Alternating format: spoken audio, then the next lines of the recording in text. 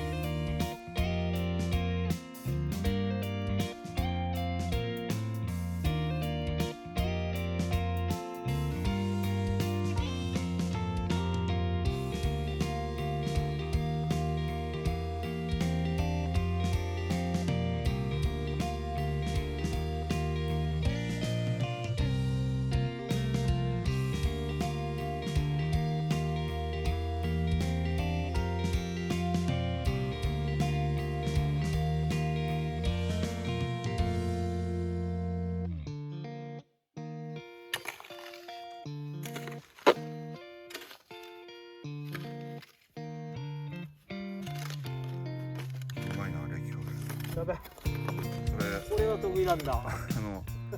野球部時代補欠だったからうまいとかじゃないですよ。そしたらこれやば。でも1年生は絶対やらせられますか？なんだ。野球部。和球カーでもしたのな、田んぼでも。今は乗るはげて。仕込みの遠征だった。それはこと常言とは。田植え来て乗る前ずっとこれなんだよね。そうだ。綺麗だ。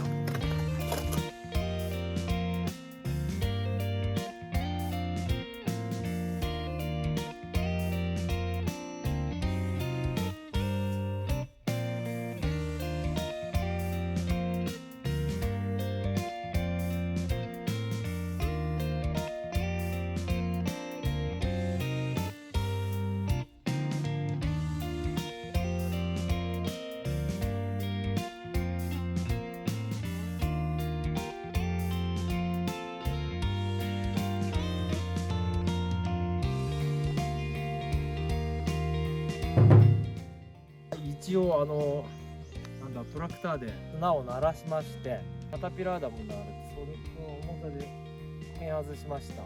で少し手直しじゃねえげんともスコップがべきで鳴らしたけど、雨降ったらあっちから水流れてくさげて、少しここら辺をこう気持ち高盛りして、そしてあとここさこう採石してで石とかここら辺さっきから持ってきてこう置いて、そしてここで焚き火できたり、バーベキューしたりできるようにこれから作りたいと思います。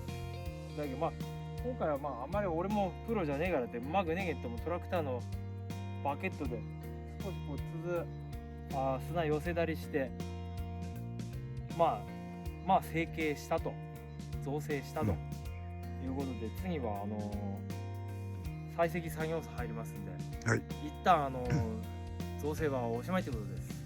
はい、どうもありがとうございました。はい、ありがとうございました。